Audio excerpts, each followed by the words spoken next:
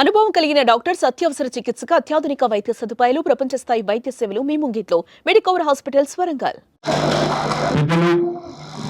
మాన్యులు టిఆర్ఎస్ వ్యవస్థాపక అధ్యక్షులు కేసీఆర్ గారి నాయకత్వంలో తెలంగాణ రాష్ట్ర ఏర్పాటు కోసం ఆనాడు 24 సంవత్సరాల కిందట ఒక ఉద్యమ సంస్థగా ఏర్పడి తర్వాత 14 సంవత్సరాల పాటు తెలంగాణ ప్రజలని ఎక్కడికక్కడ సమీకరిస్తూ తెలంగాణ రాష్ట్ర ఏర్పాటు ఆవశ్యకతను జాతీయ రాజకీయ వ్యవస్థకు అట్లాగే దేశంలోని వివిధ సమూహాలకు ఎప్పటికప్పుడు 14 సంవత్సరాల ఉద్యమ కాలంలో వివరిస్తూ ప్రతి సమస్య మీద పోరాడుతూ డాక్టర్ బాబాసాహెబ్ అంబేద్కర్ గారు చెప్పిన విధంగా బోధించు, సమీకరించు, పోరాడు అనే ఆ పోరాట తత్వాన్ని సంపూర్ణంగా ఆకలింపు చేసుకుని ప్రజాస్వామ్య పద్ధతుల్లోనే తెలంగాణ సాధించాలి అనే ఒక నినాదంతో 2001 ఏప్రిల్ 27 నాడు పురుడు పోసుకున్న సంస్థ టిఆర్ఎస్. టిఆర్ఎస్ అనే పార్టీకి ఒక విశిష్టత, ఒక ప్రత్యేకత ఉన్నది. ఉమ్మడి ఆంధ్రప్రదేశ్ లో ప్రస్తుతం ఉన్న 2 తెలుగు రాష్ట్రాల్లో మనం తీసుకుంటే స్వాతంత్రం వచ్చిన తర్వాత భారతదేశానికి ఎన్నో రాజకీయ సంస్థలు, ఎన్నో ఉద్యమ సంస్థలు పుట్టినాయి, అదే స్థాయిలో మాయమైపోయినాయి. కానీ ఒక అధికార పార్టీగా, ఉద్యమ పార్టీగా, ప్రతిపక్ష పార్టీగా ఇన్ని పాత్రల్లో 24 ఏళ్లు పూర్తి చేసుకొని 25వ సంవత్సరంలో అడుగు పెడుతున్న విశిష్టత టిఆర్ఎస్ పార్టీకి ఉన్నది. తెలుగు రాష్ట్రాలు 2 చూస్తే 2 పార్టీలు మాత్రమే విజయవంతంగా 2.5 దశాబ్దాలు గడిపిన పార్టీలు, 2.5 దశాబ్దాలు నిలదొక్కున్న పార్టీలు 2 మాత్రమే స్వాతంత్రానంతరం పుట్టిన పార్టీ. అందులో మొదటిది ఎన్టీ రామారావు గారు స్థాపించిన తెలుగుదేశం పార్టీ అయితే, రెండవది మా నాయకుడు, మనందరి నాయకుడు పెద్దలు కేసీఆర్ గారి నాయకత్వంలో తెలంగాణ రాష్ట్ర సాధనే లక్ష్యంగా హిమాలయాల స్థాయికి తెలంగాణ అస్తిత్వాన్ని తీసుకొని పోయిన పార్టీ టిఆర్ఎస్ పార్టీ. 14 ఏళ్ళు ఉద్యమం, ఆ తర్వాత దాదాపు 10 ఏళ్ళు అధికార పార్టీగా, మళ్ళీ గత 16 నెలలుగా ప్రతిపక్ష పార్టీగా ప్రజలు ఏ బాధ్యత ఇస్తే ఆ బాధ్యతని అద్భుతంగా నిర్వహిస్తూ తెలంగాణ ప్రజల గొంతుకగా ఇవాళ దేశం మొత్తంలో కూడా గుర్తింపు తెచ్చుకున్న పార్టీ టిఆర్ఎస్, ఇప్పుడు బీఆర్ఎస్. అదేవిధంగా తెలంగాణ ప్రజల గుండె ధైర్యం ఈ గులాబీ జెండా అనే మాట నేను మీ అందరికీ గుర్తు చేస్తాను. ఈరోజు ప్రతిపక్ష పార్టీగా రాష్ట్రంలోని ఏ వర్గ ప్రజలకు ఏ కష్టం వచ్చినా అందరూ కూడా హైదరాబాద్ లోని తెలంగాణ భవన్ వైపే పోతా ఉన్నారు. ఒక జనతా గ్యారేజ్ మాదిరిగా హైడ్రా బాధితులైనా, మూసీ బాధితులైనా, లగచర్ల బాధితులైనా, సెంట్రల్ యూనివర్సిటీలో జరిగిన ధనదాహానికి బలైన అక్కడి విద్యార్థులైనా అందరూ కూడా వరుసగట్టి ఈ గులాబీ జెండా మాత్రమే తెలంగాణకు న్యాయం చేస్తుంది అనే పద్ధతుల్లో తిరిగి మళ్ళీ ఒక్కసారి ఖచ్చితంగా ఈ గులాబీ జెండాకి జయగొడుతున్న పరిస్థితి. ఇవాళ ఇక్కడ జరుగుతున్న సభ, జరగబోతున్న సభ ఏకతుర్తిలో ఏదో ఆషామాషి సభ కాదు. వరంగల్, ఉమ్మడి వరంగల్ జిల్లా మొదటి నుంచి ఉద్యమంలో గులాబీ జెండాకు అండగా ఉన్న జిల్లా. ఏ కష్టం వచ్చినా, ఏ ఇబ్బంది వచ్చినా కేసీఆర్ గారు తిరిగి చూసింది వరంగల్ వైపే. ఇక్కడ జయప్రదంగా, అద్భుతంగా మహాసభలు ఎన్నో నిర్వహించుకున్నాం. అదే పద్ధతుల్లో ఇవాళ 24 ఏళ్ల నుండి 25వ సంవత్సరంలో అడుగు పెడుతున్న ఈ రజతోత్సవ వేడుకకు వరంగలే వేదిక కావడం మనందరికీ గర్వకారణం. ముఖ్యంగా ఉమ్మడి వరంగల్ జిల్లా కార్యకర్తలు, నాయకులు, వారందరి విజ్ఞప్తి మేరకు, వారందరి కోరిక మేరకు పెద్దలు కేసీఆర్ గారు మరి మళ్ళీ ఒకసారి వరంగల్ని వేదికగా ఎంచుకున్నారు. ఇప్పుడు ఇక్కడికి వచ్చే ముందు మొత్తం ఈ 1250 ఎకరాల పైచిలకు పార్కింగ్ మరియు సభా ప్రాంగణం ఏదైతే ఉందో దాని ఏర్పాట్లు వాహనంలో తిరుగుతూ కొంత, అదేవిధంగా పైన డయాస్ పై నుంచి కొంత పరిశీలించడం జరిగింది.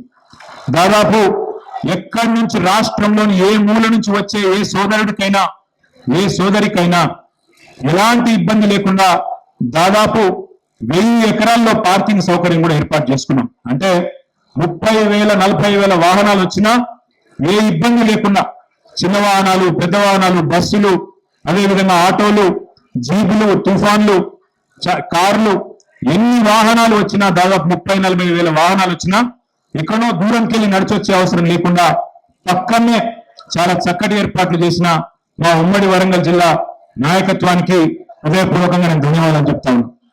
ఒకటి, వాహనాలు దూరం పెట్టే అవసరం లేదు.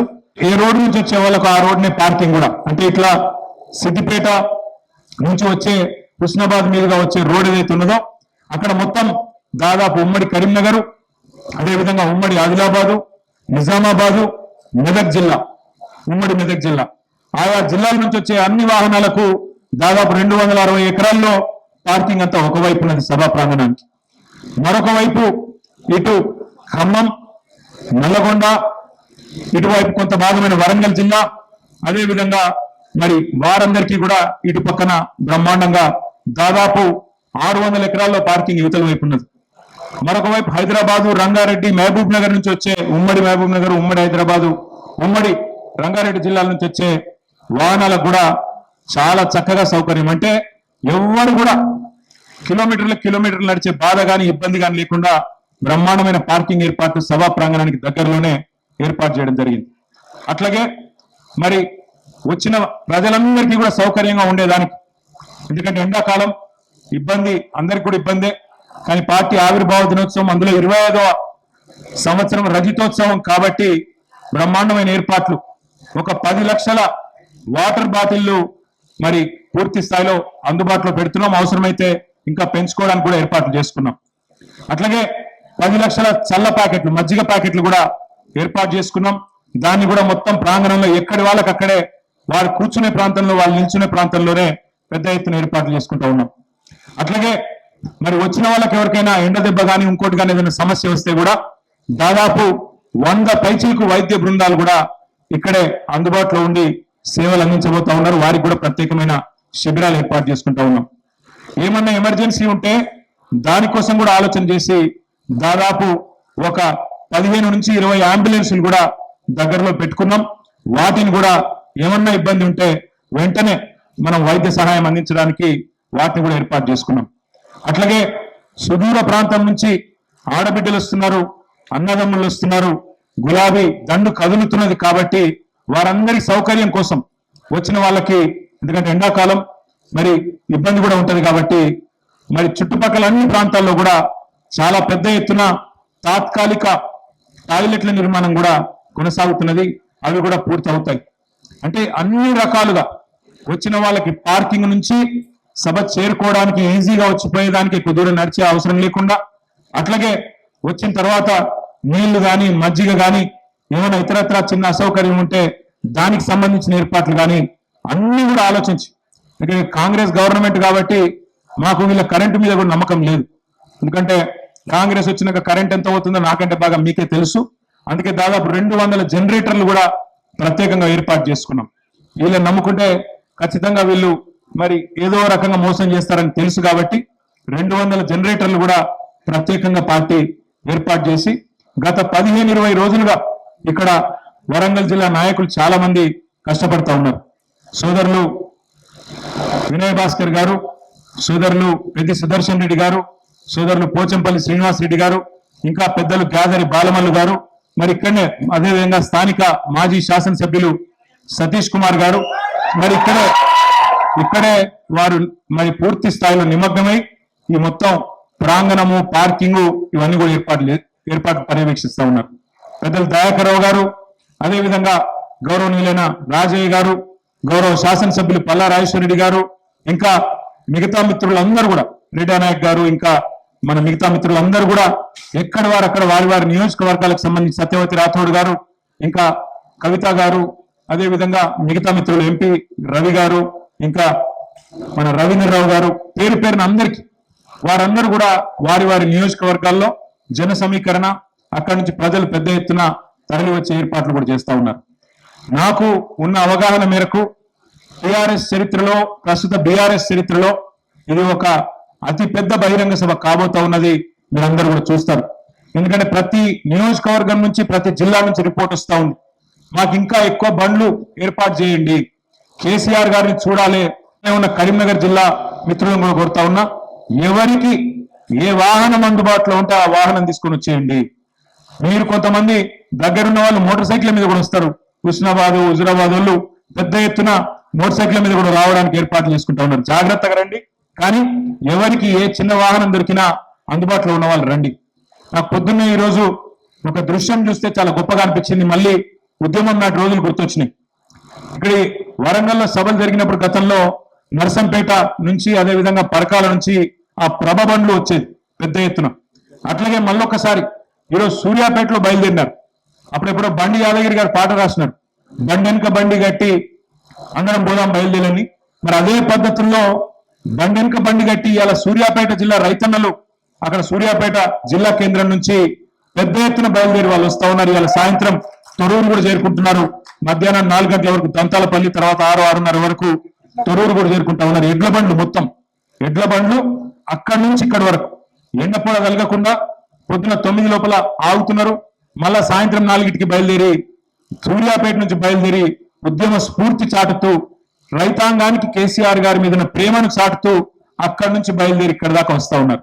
మరి వారిని చూసి మనందరం కూడా నేర్చుకోవాలి. 60 లక్షల మంది గులాబీ దండు ఏదైతే ఉన్నదో వారందరికీ నా ప్రార్థన, ఇంతకు మించిన పని మనందరికి కూడా ఏమీ లేదు. కాబట్టి మనందరం కూడా బయలుదేరుద్దాం. దయాకరావు గారు చెప్తున్నారు వర్ధనపేట నుంచి కూడా 500 ఎడ్ల బండ్లు బయలుదేరి రాబోతా ఉన్నాయని చెప్తున్నారు. కానీ ఆ ఎడ్ల బండ్లతో ట్రాఫిక్ జామ్ చేయకుండ్రి, 26 తారీఖే చేరుకుంటాడు చేయండి. ఎందుకంటే గతంలో కూడా ఎన్నో అనుభవాలు ఉన్నాయి. వరంగల్లో సభ జరిగింది అంటే జనగామ దాకా ట్రాఫిక్ జామ్ అయిన సందర్భం మీరే రిపోర్ట్ చేసినారు. అట్లా కాకుండా ఈసారి పద్ధతిగానే ప్లాన్ చేసుకుంటున్నాం. 2000 మంది వాలంటీర్లను పెట్టుకున్నాం. ఆ పిల్లలు కూడా ఇక్కడ ఉన్నారు, వాళ్ళ యూనిఫామ్ వేసుకొని ఉన్నారు. 2000 మంది వాలంటీర్లు ప్రత్యేకంగా ఇప్పుడు ఇక్కడికి వచ్చినప్పుడు చూసుకుంటూ వచ్చినాం. చిన్న చిన్న కల్వర్ట్లు ఉన్నాయి, కాకతీయ కాలువ మీద కానీ కొన్ని చోట్ల వర్క్ నడుస్తున్నది. అక్కడ రోడ్డు నేరోగా ఉన్నది. అక్కడ ప్రత్యేకంగా వాళ్ళని డిప్లాయ్ చేద్దాం అనుకుంటా ఉన్నాం. అక్కడ 10 మంది చొప్పున ప్రతి చోట 2000 మంది వాలంటీర్లను పెట్టుకొని వారిని కూడా మరి వినియోగించుకోబోతా ఉన్నామని చెప్పి తెలియజేస్తా ఉన్నా. ఇది ఒక ఉత్కృష్టమైన సందర్భం. ఇట్లాంటి సందర్భాలు మళ్ళీ పార్టీ చరిత్రలో మళ్ళీ రావు. మళ్ళీ ఇంకో 25 ఏళ్లకు 50 ఏళ్ల పండుగప్పుడు అప్పుడు మళ్ళీ గోల్డెన్ జూబ్లీ ఉంటుంది. కాబట్టి ఈ రాష్ట్రంలో ఉన్న ప్రతి గులాబీ సైనికుడు, ప్రతి కేసీఆర్ మరి దళంలోని సభ్యుడు అందరూ కూడా ఖచ్చితంగా ఇక్కడికి చేరుకునే విధంగా ఏ వాహనం అందుబాటులో ఉంటే ఆ వాహనం అందిపుచ్చుకొని మన నాయకుడు కేసీఆర్ గారికి అదేవిధంగా తెలంగాణ సమాజానికి ఒక కొత్త ఉత్సాహాన్ని ఇవ్వడానికి, జరుగుతున్న అరాచక పాలనను మరి ప్రశ్నించడానికి, వాళ్ళను ఖచ్చితంగా ఎదుర్కోవడానికి, ఎండగట్టడానికి, అదేవిధంగా బీజేపీ పార్టీ కూడా చేస్తున్న పన్నాగాలను గత 11-12 సంవత్సరాలుగా తెలంగాణకు చేస్తున్న అన్యాయాన్ని కూడా విడమర్చి చెప్పడానికి, అదేవిధంగా గ్రామానికి తిరిగి కేసీఆర్ గారి సందేశాన్ని చేరవేయడానికి మా వాళ్ళందరినీ కూడా కదిలి రావాలని విజ్ఞప్తి చేస్తా ఉన్నాం. పెద్ద ఎత్తున ఈ కార్యక్రమానికి సహకరించిన మీడియాకు కూడా హృదయపూర్వకంగా ధన్యవాదాలు. మరి కేసీఆర్ గారు బహుశా దాదాపు 4:30 గంటలకి ఇక్కడ చేరుకుంటారు. చేరుకొని 5-5:30 గంటలకి సమావేశం ప్రారంభమవుతుంది.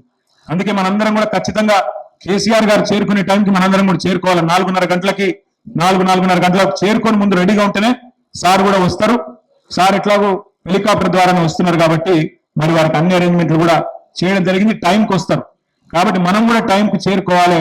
ట్రాఫిక్ మరి ఇంకోటి ఇరుక్కపోవద్దంటే కొద్దిగా ముందే వెళ్ళాలి. ఏప్రిల్ 27 నాడు మొత్తం రాష్ట్రంలోని 12,796 గ్రామ పంచాయతీల్లో ఎక్కడికక్కడ గులాబీ జెండాలు ఎగరవేసి మా సైనికులందరూ బయలుదేరాలి. అట్లాగే రాష్ట్ర వ్యాప్తంగా ఉండే మున్సిపల్ డివిజన్లలో కూడా ప్రతి మున్సిపాలిటీలో ప్రతి డివిజన్ లో ఇవాళ జెండా ఎగిరేసి అక్కడి నుంచి మనం వరంగల్కు బయలుదేరాలి.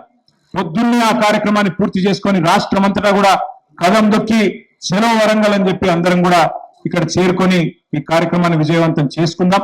కేసీఆర్ గారి ప్రసంగం, కేసీఆర్ గారి సందేశం వినాలని చెప్పి ఇవాళ ప్రతి తెలంగాణ బిడ్డ కరోనా సమయంలో ఎంతైతే ఉత్సాహం, ఎంతైతే ఉత్సుకత ఉండేనో, కేసీఆర్ గారు ఏం చెప్తారు అనే ఒక ఆనాడు ఉత్సాహం కరోనా టైంలో ఎట్లయితే ఉండేనో, ఎట్లయితే కేసీఆర్ మాటలు ఇంటి ధైర్యం వస్తుందనే వాతావరణం ఉండేనో, మళ్ళొక్కసారి అదే వాతావరణం వాళ్ళ రాష్ట్రం మొత్తంలో ఉంది. అందుకే తప్పకుండా ఈ కార్యక్రమం జయప్రదంగా చేసుకోబోతా ఉన్నాం. ఇప్పటిదాకానైతే యంత్రాంగం సహకరిస్తా ఉన్నది, సహకరిస్తారని మేము ఆశిస్తున్నాం. ఎందుకంటే ఇదేదో గవర్నమెంట్ మీద పోరాటానికో ఇంకో దానికో ప్రజలను రెచ్చగొట్టడానికో చేస్తున్న కార్యక్రమం కాదు. శాంతియుతంగా మా పార్టీ వార్షికోత్సవాన్ని మేము చేసుకుంటా ఉన్నాం. మా పార్టీ వార్షికోత్సవం 27 ఏప్రిల్ నాడు కాబట్టి 25వ వార్షికోత్సవం రజతోత్సవం కాబట్టి పెద్ద ఎత్తున ఏర్పాట్లు చేసుకుంటా ఉన్నాం. ఇప్పటిదాకా సహకరించినట్టుగానే రాబోయే 3-4 రోజులు కూడా సహకరించి ఎలాంటి విఘ్నాలు లేకుండా ఎలాంటి అవాంతరాలు లేకుండా ఈ కార్యక్రమాన్ని విజయవంతం చేయడంలో సహకరించాలని జిల్లా యంత్రాంగానికి అదేవిధంగా పోలీస్ అధికారులకు కూడా విజ్ఞప్తి చేస్తూ మీ అందరికీ కూడా హృదయపూర్వకంగా సహకరించినందుకు ధన్యవాదాలు, నమస్కారాలు, థ్యాంక్ యూ.